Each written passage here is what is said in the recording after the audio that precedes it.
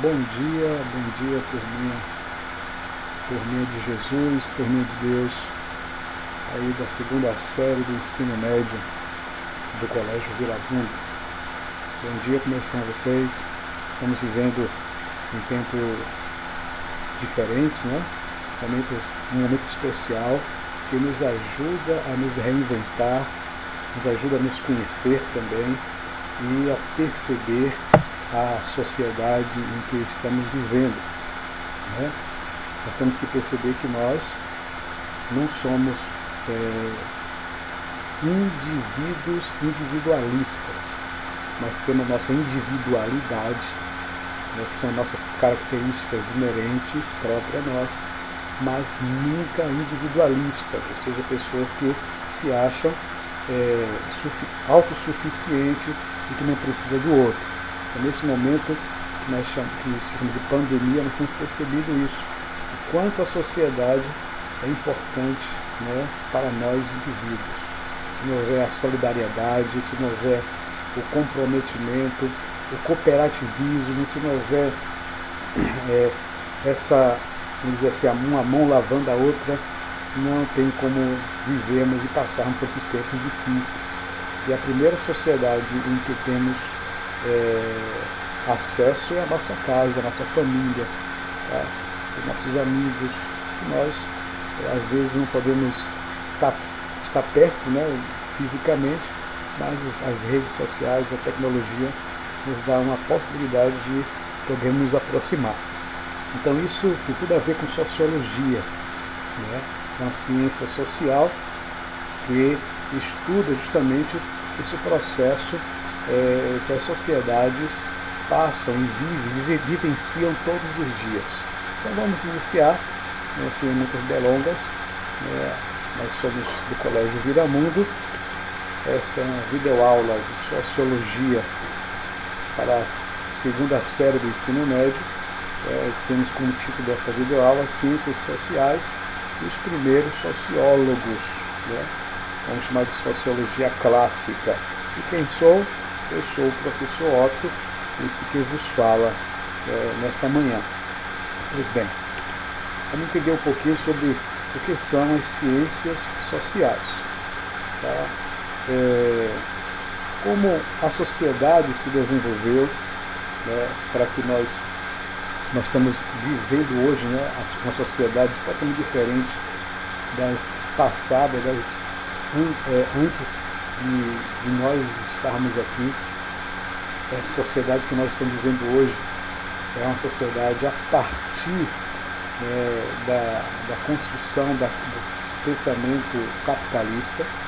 Tá? Então, todos os valores que temos hoje está embasado nessa questão do capitalismo, enfim. Então, quando o capitalismo surge como uma proposta de salvação social, de melhoramento não só da sociedade que já existia, mas melhoramento do ser humano, do homem em si. Então, o capitalismo ele surge como defensores, e esses defensores então entendem que as ciências deveriam se unir para poder ajudar o capitalismo a se fortalecer, a se tornar mais real, mais vivo, né, do que nunca. E esse movimento de levantar essas ciências, né, essa unificação das ciências, né, para desenvolver o capitalismo, surge então uma outra ciência, né, que na verdade já se falava, já se discutia, né, muito em outros tempos, mas não se tinha essa propriedade de se chamar as ciências sociais, onde vai estudar o comportamento social do ser humano, o comportamento cultural do ser humano, o comportamento comportamental do ser humano, sendo redundante, mas é assim mesmo. Enfim, estudar todo o fenômeno social. E aí surgem então as ciências sociais. Por que ciências sociais? Porque há mais de uma ciência social, tá?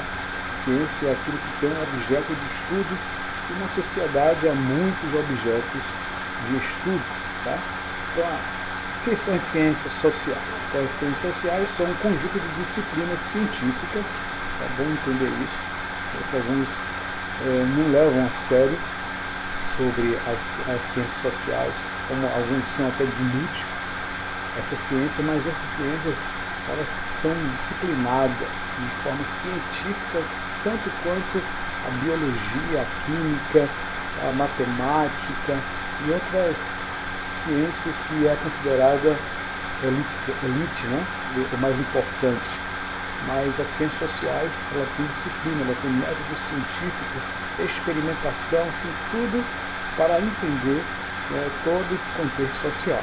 Então, essas disciplinas científicas estudam os aspectos sociais das diversas realidades humanas.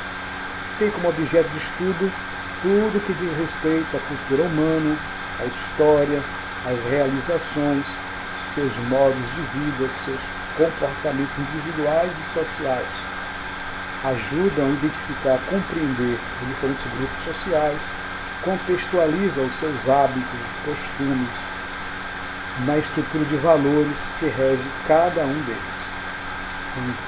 As ciências sociais, ela mapeia, né, a sociedade, entende como elas funcionam, entende, né, o que é importante para essas sociedades e o que mantém essa sociedade. E nós? Que tipo de sociedade nós somos? Vamos conhecer um pouquinho sobre isso, entender que o que somos tem tudo a ver com onde vivemos e com a sociedade em que nós convivemos. Vamos lá. Então, primeiro vamos saber quais são as ciências sociais. Tem aqui algumas elencadas, eu esqueci de colocar ali psicologia, que é o estudo do comportamento social do indivíduo, mas eu coloquei ali, tá? Segundo o Pércio de Oliveira Santos, o sociólogo, são considerados ciências sociais a sociologia, que estuda as relações sociais, a antropologia, que estuda o agrupamento, a origem e a evolução das culturas humanas, a política, as ciências políticas, que estuda a sociedade, as diversas formas de governo, a economia, que estuda a atividade humana relacionada aos bens e serviços, e a psicologia, que estuda o comportamento humano. Tá? São consideradas essas ciências sociais porque relaciona o indivíduo à sociedade em que vive. E, como toda ciência, tem o seu cientista, o cientista social. Então, os cientistas sociais pesquisam os hábitos, os costumes, a estrutura familiar, religiosa, institucional, econômica dos grupos diversos, que ajuda a solução de problemas na educação, na saúde, na violência urbana. Então, se não houvesse essas pessoas, esses cientistas que parassem para entender a sociedade, né, a educação não teria avançado, a saúde não teria avançado, tá? A violência urbana, que nós sabemos que é uma realidade, mas seria muito pior sem o mapeamento sociológico, o mapeamento desses cientistas sociais. Então eles são importantes para entender o contexto da sociedade em que vivemos, para que haja um melhoramento ou de fato uma cura, né? Porque os primeiros sociólogos entendiam que a sociedade é como um corpo humano que adoece e que precisa de médicos, que são os sociólogos, que pudessem diagnosticar, os cientistas sociais diagnostica, né, o teu problema e traz então a solução. Então, como surge a sociologia dos primeiros sociólogos? Esse homem aí, ó, é um francês, né, pensador, filósofo, Auguste Comte. Ele traz para nós, né, o primeiro pensamento para se formar as ciências sociais. Claro que ele vem embasado de pensadores antes dele, pensadores que já pensavam a sociedade, já pensavam a vida social, enfim, mas ninguém ainda havia estruturado um pensamento capaz de se criar uma ciência em cima desse pensamento. Primeiro ele começou a pensar, essa estrutura foi Auguste Comte. Tá? Ele criou um pensamento que nós pensamos como positivismo, ou pensamento positivo. Quando se fala positivo, porque para ele o homem precisa evoluir de um pensamento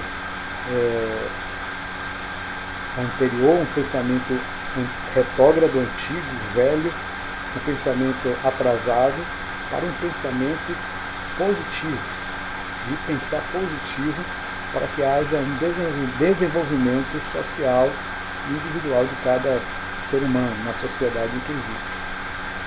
Se fortalecer a sociedade, o indivíduo também será fortalecido, segundo Auguste Comte. Então, quando todas as palavras têm ismo, por exemplo, tem a ver com um tipo de doutrinação. Então, doutrinas, regulamentos, também religiosos. Então, para Comte, a verdadeira religião e o verdadeiro culto deveria ser dado às ciências, a todas as ciências.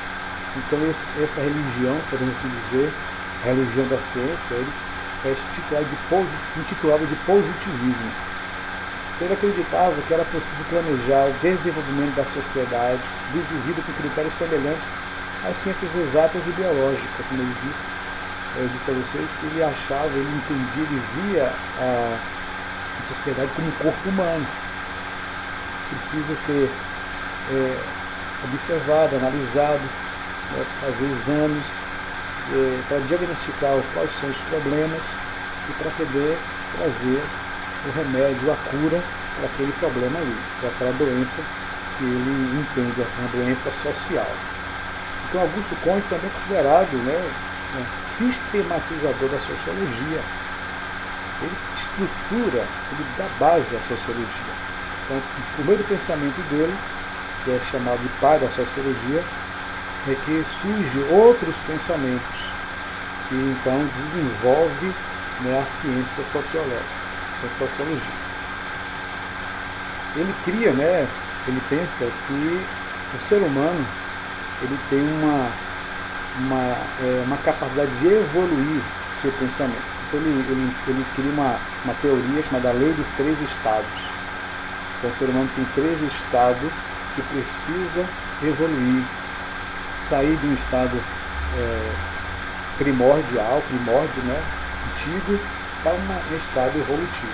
Então, para ele, o ser humano, ele viveu num momento, um pensamento teológico. Ele acha que o pensamento teológico é o pensamento mais primitivo do ser humano, onde ele vive apenas na imagem, na imaginação de algo bom, de uma imaginação de algo perfeito, como por exemplo o céu, algo imperfeito como o inferno. Então ele acha que esse pensamento teológico, que é da imaginação, é o pensamento mais primitivo do ser humano. Então o primeiro estado do ser humano é o estado teológico, imaginativo, que é o chama de religião, que é a religião, qualquer religião. Então o homem então se desenvolve, sai desse estado imaginativo e ele vai para um estado racional, um estado da razão, que é o metafísico. O metafísico é o pensamento que fica entre aquilo que é material, aquilo que é material, aquilo que é físico, e aquilo que é espiritual. Então está no meio termo, entre o físico e o espiritual. Então o metafísico, ele surge com a filosofia e a capacidade do homem raciocinar além dos cultos religiosos, além do pensamento religioso. O homem tem capacidade de raciocinar, de ver, de perceber, de analisar o mundo que vive e trazer soluções por meio da razão, mas sem esquecer que existe algo que nem a filosofia pode explicar. O dramaturgo inglês William Shakespeare. Em uma de suas peças ele fala, né, Hamlet, ele fala assim que entre o céu e a terra há muitas coisas que a nossa vã filosofia é incapaz de explicar. Bom, e para Kant, o homem tem que evoluir para o estado positivo, que é a ciência. Para ele, o importante não é imaginar, não é meramente raciocinar, mas é observar e experimentar. Fazer experimentação, usar os métodos científicos para comprovar se aquilo é verdade ou não é verdade. Porque o que importa para a sociedade, de acordo com Kant, é aquilo que é verídico, aquilo que é verdade, aquilo que é concreto. Não aquilo que é imaginativo, abstrato, né, que é algo subjetivo, algo que pertence apenas à pessoa. Porque viver em sociedade não pode viver em abstração, mas viver em mais objetivo, um comportamento mais sólido. Tá? É por isso que na nossa bandeira, a bandeira do Brasil, existe um lema, né, chamado Ordem e Progresso. Esse lema, Ordem e Progresso, é um lema positivista, é um lema positivo. Né? É preciso colocar as coisas em ordem, é preciso estabelecer a ordem, é preciso saber, né, o que é verdadeiro e o que é falso, para que haja então um progresso. Se vivemos na imaginação, se vivemos apenas nas ideias da razão, e não experimentar, e não fazer que as coisas sejam comprovadas, não há como existir um progresso. Então, ordem e progresso. Ordem para existir progresso. Tá? Então, essa é a ideia do pensamento filosófico, vamos dizer assim, filosófico de Augusto Comte.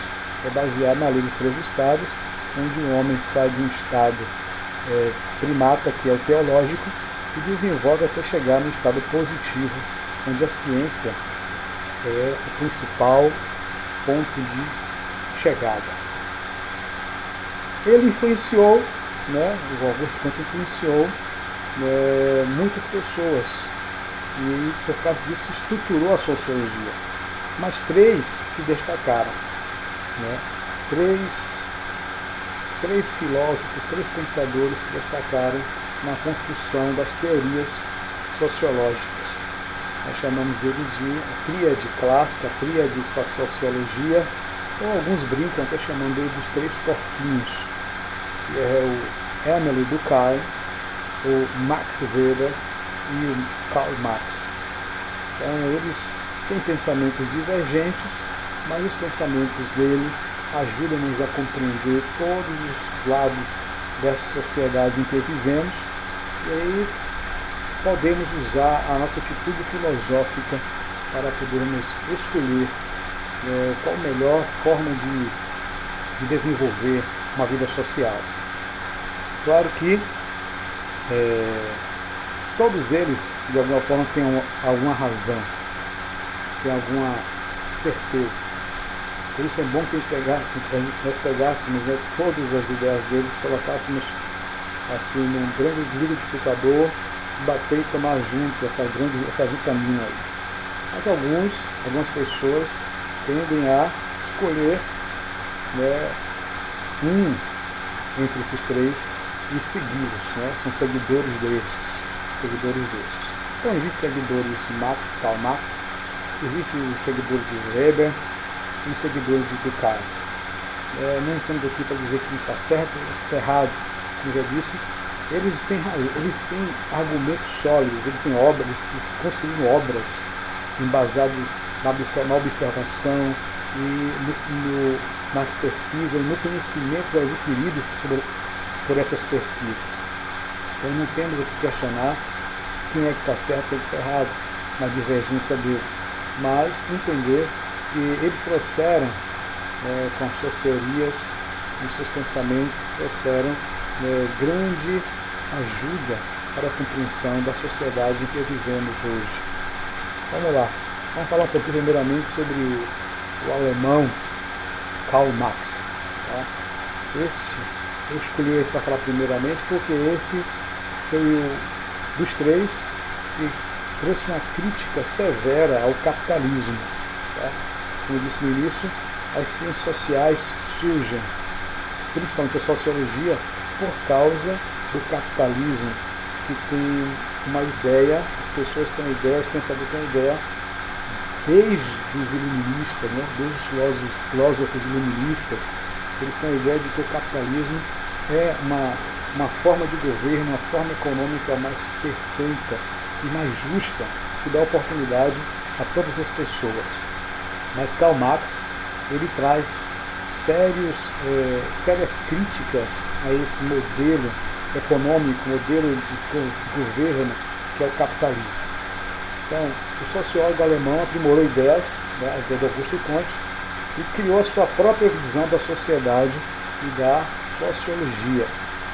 Marx analisou o capitalismo, a sociedade industrial, a luta de classes, emitindo uma opinião crítica a respeito destes assuntos em suas obras.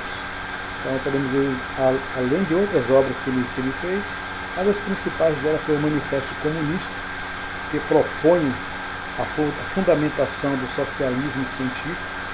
Então a visão socialista está embasada, né, nesse Manifesto Comunista, que foi escrito por ele e Engels em 1848. E um outro livro, que é O Capital, que ele analisa o modo de produção do capitalismo. Né?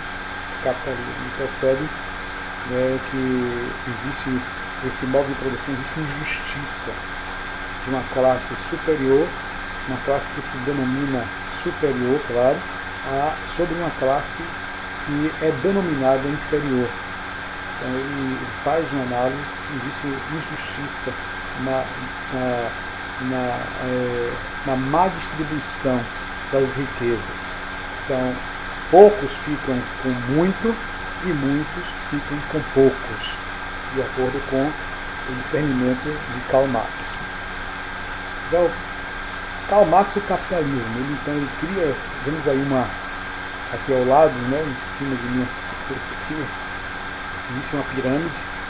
Essa pirâmide ele podemos mostrar que o povo, existe os aristocratas, existe o exército, ali existe a religião, né, os religiosos, por fim, os grandes magnatas, os reis, enfim. Então o povo carrega nas costas toda essa carga, mantém, né, financeiramente todos os luxos, né, as despesas carregadas nas costas do povo, e o povo não tem nada, não tem nada.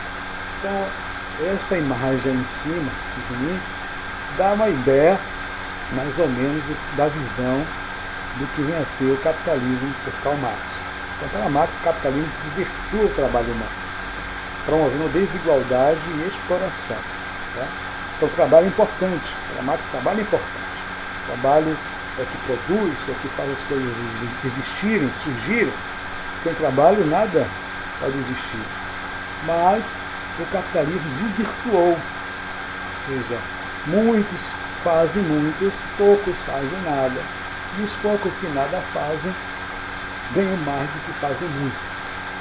Tá? São explorados, e isso faz com que o capitalismo desenvolveu uma desigualdade social. Então, os donos dos meios de produção, que é o capital, o instrumento de produção, a matéria-prima, exploram aqueles que vendem a mão de obra, sua força de trabalho. Então, aqueles que têm recurso, capital, né, têm condições de tirar da natureza a matéria-prima, por exemplo, uma fábrica de portas, então, ele tem recursos para ir até a natureza, tirar a madeira, tem recursos para comprar maquinário para poder cortar a madeira, enfim. Mas existe um outro grupo que não tem a condição de dinheiro para ir comprar, de extrair a madeira para fazer porta e vender. Mas ele tem o quê? A mão de obra, né, para poder então trabalhar e transformar aquela madeira em porta. Em porta é só um exemplo. Então, esse detém o poder aquisitivo, que é o capital, ganha, né, tem mais valor aquisitivo do que aqueles que fabricam, né, e vendendo a sua mão de obra, fabricam a porta.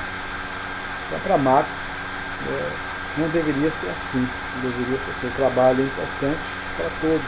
Se não houvesse quem fizesse a porta, não adiantaria tirar a madeira lá da floresta, não adiantaria ter todo tipo de maquinário se não tivesse quem construísse a porta.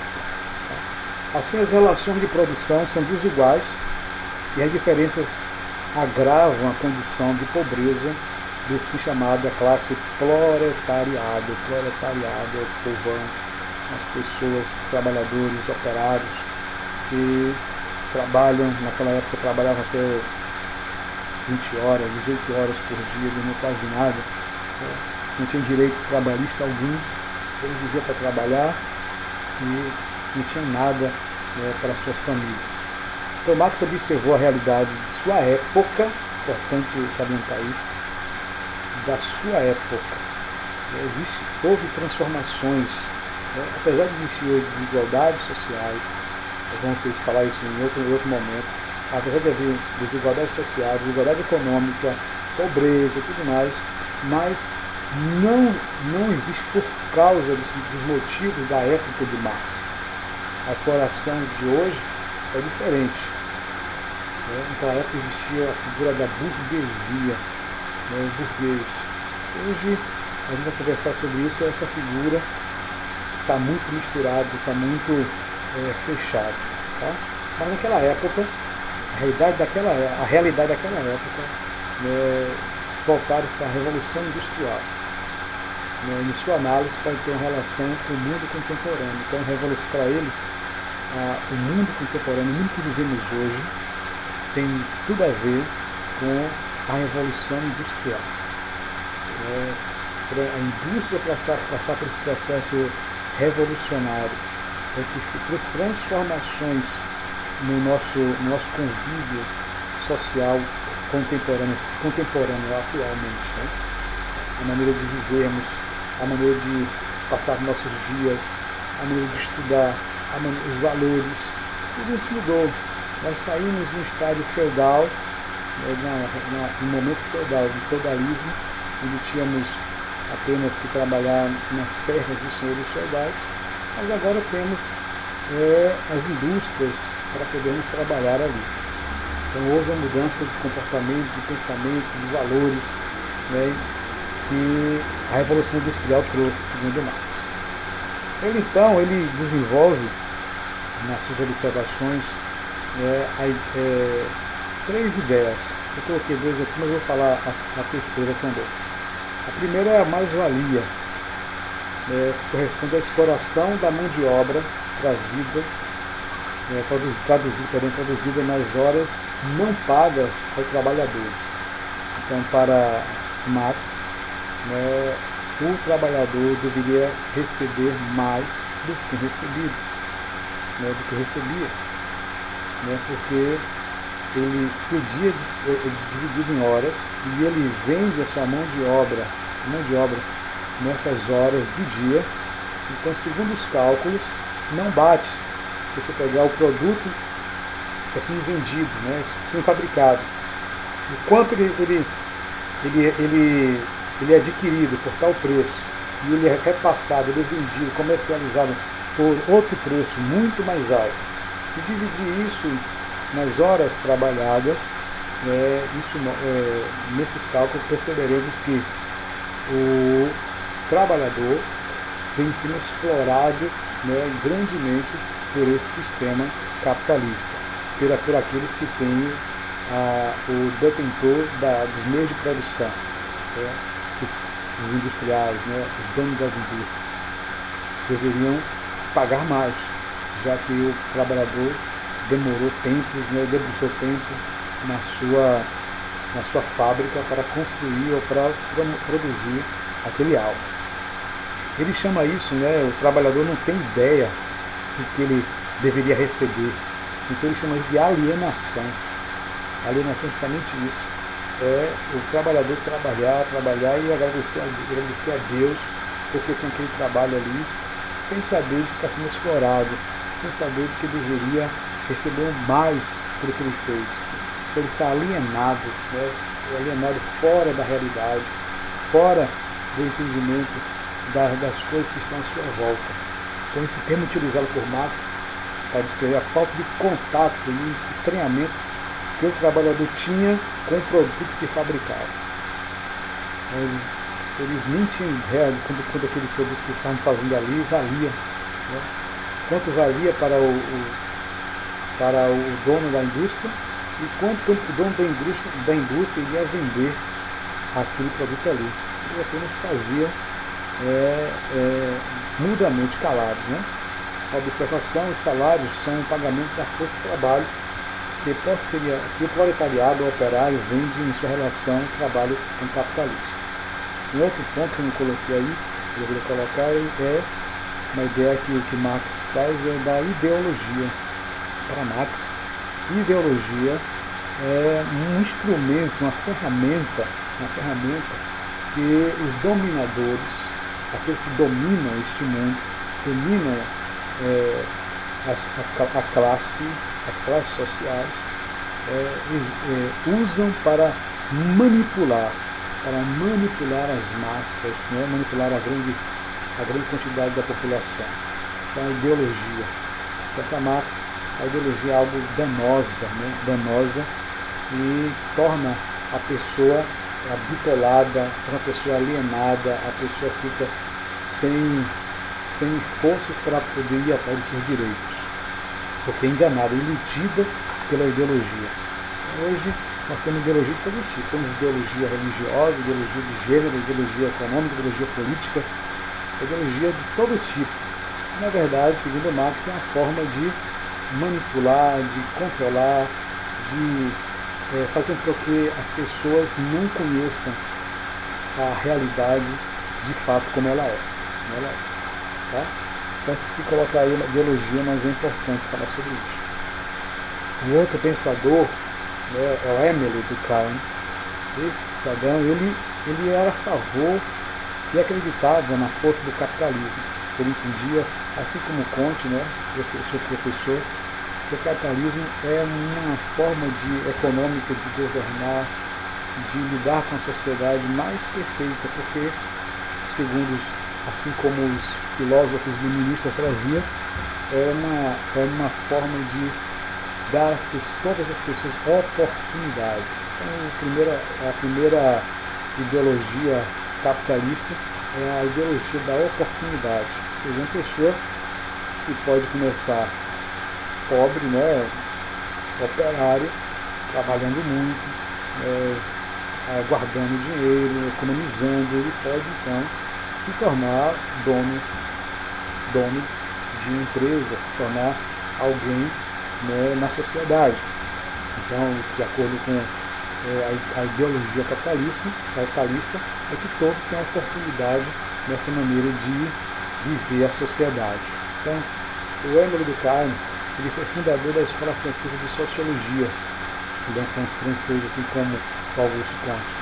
Então, para ele, a sociedade sempre estará acima dos indivíduos, dispondo de certas regras, normas, costumes e leis. Estas se solidificam em instituições sociais e são as bases da sociedade. Então isso quer dizer o quê?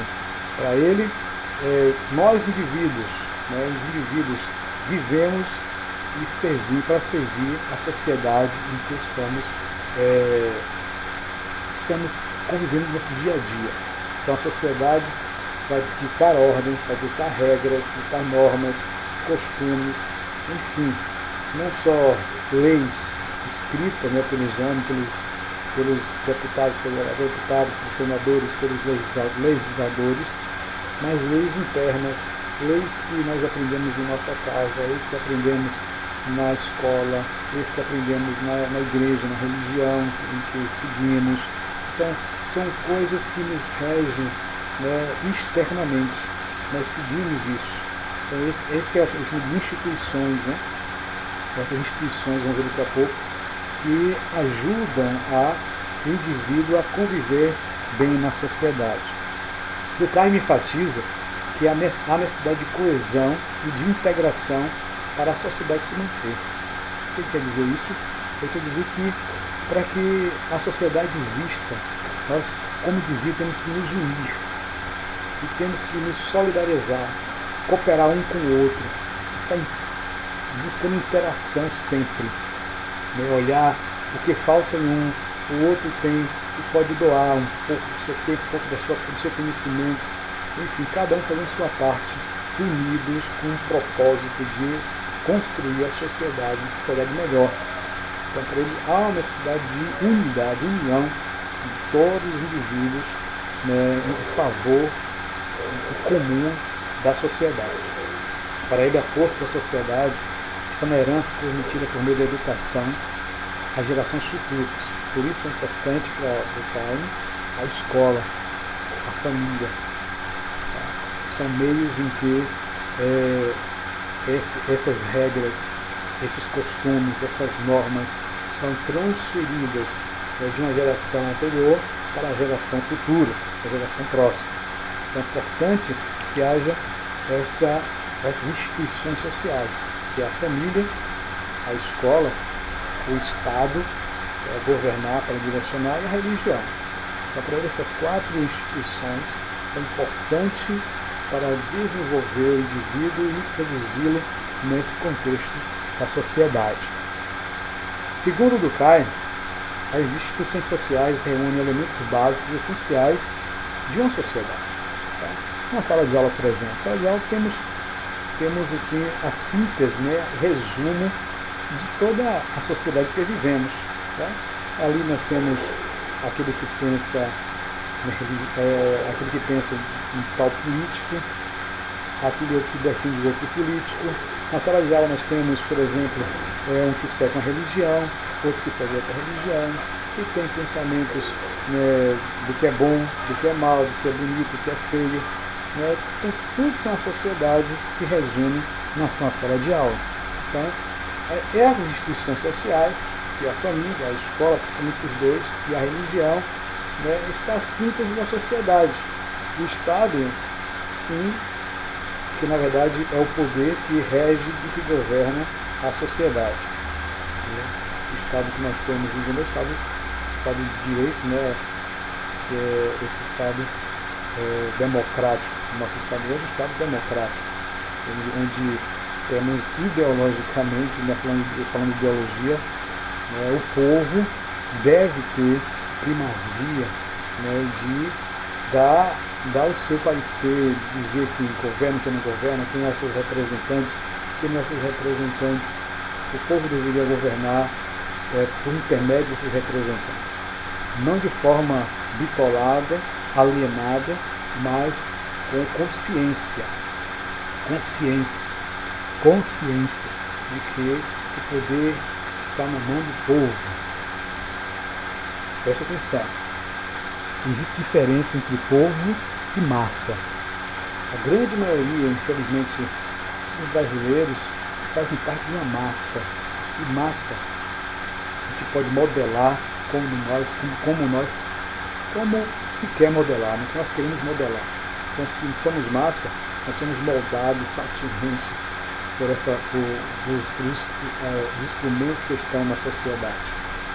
Mas o povo não. O povo são aqueles que têm consciência dos seus direitos, dos seus deveres e de sua capacidade de transformação também.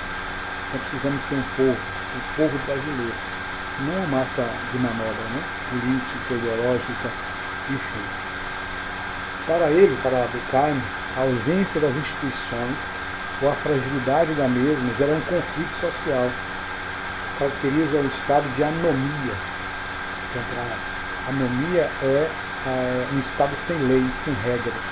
Então, quando não existe leis ou regras, Durkheim diz que está num estado de caos, de confusão, de degradação, de destruição.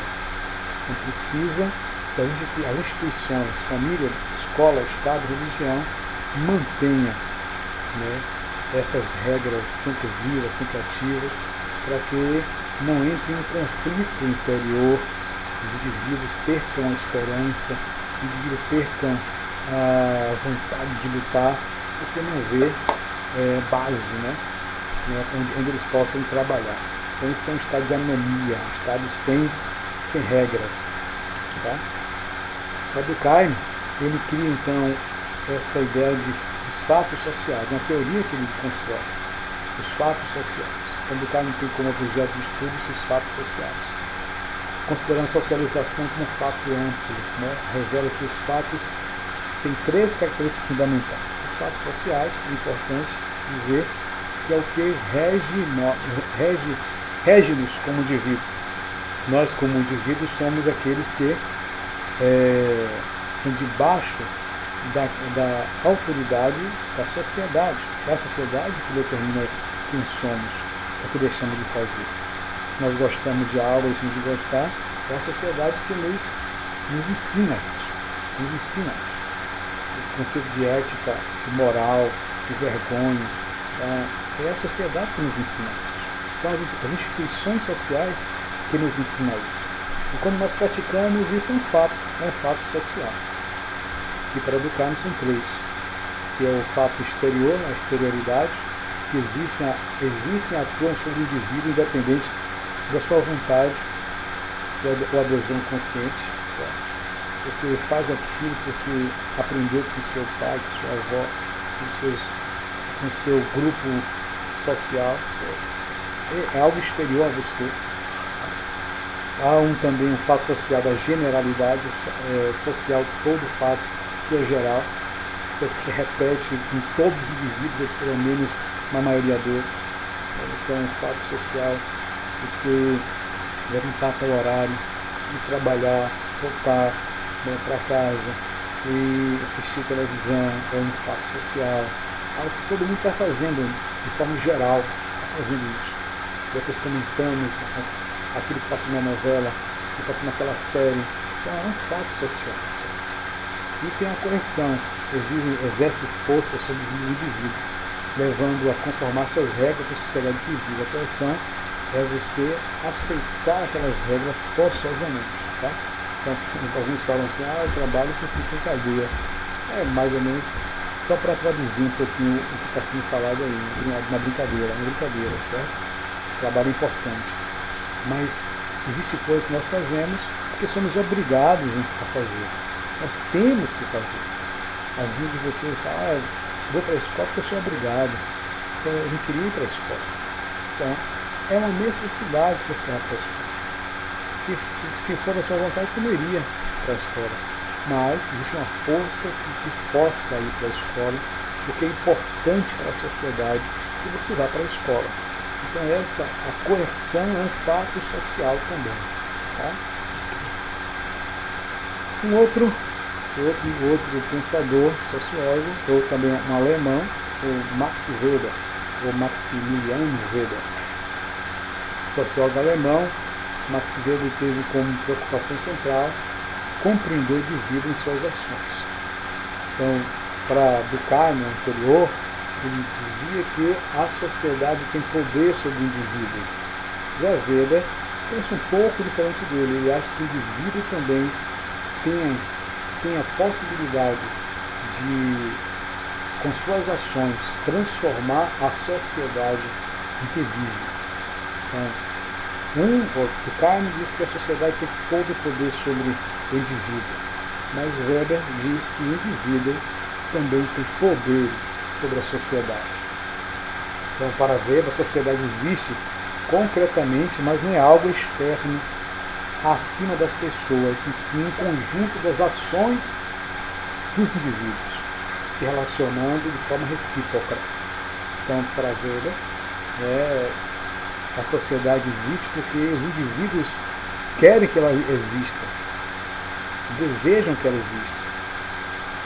Sem querer o desejo dos indivíduos, a sociedade vai se desistir. Tá?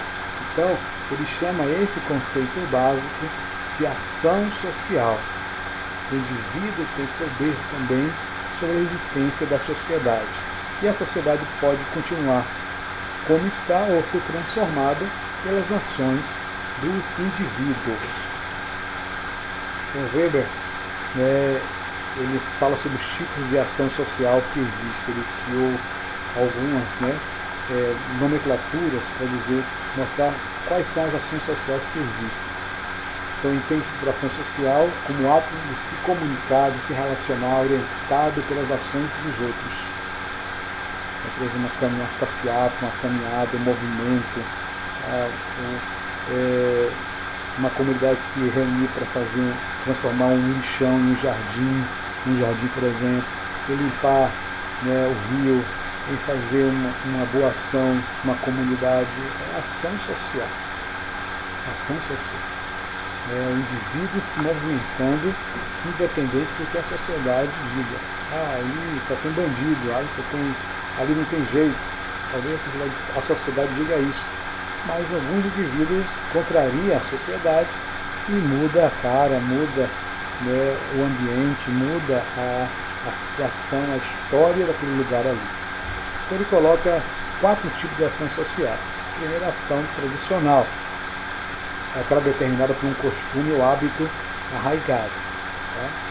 Então, é algo que você já faz porque os seus antepassados faziam, você já aprendeu a fazer assim. Então, meu pai era pedreiro, então você pedreiro também, enfim.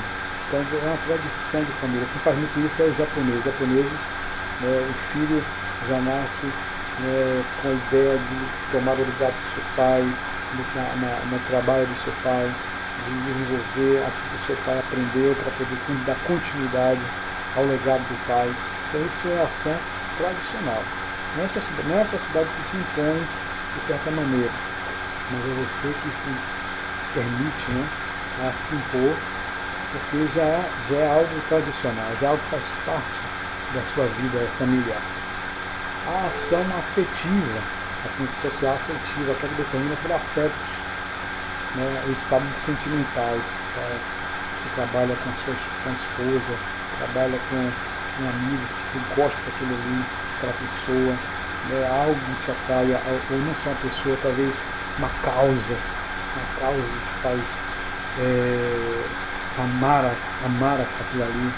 O professor não ganha bem, mas ele faz as coisas. Agora mesmo, né, os professores estão trabalhando.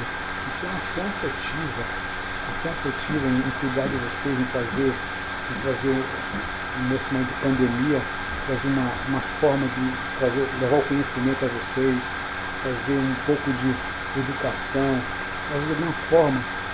Isso é uma ação afetiva, faz por afeto, faz porque há um sentimento, né, de amor, podemos assim dizer, pela profissão.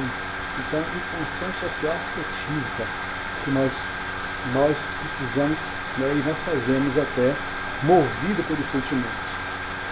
A outra ação social, né, que vai traz para nós é a ação racional com relação aos valores. É determinada pelas crenças. Você faz aquilo porque você acredita naquilo. É algo que você foi trabalhado desde criança. Vou trazer até alguns exemplos daqui a pouco sobre essas ações. Por exemplo, um homem-bomba, por exemplo. Por que ele tem a ação de explodir?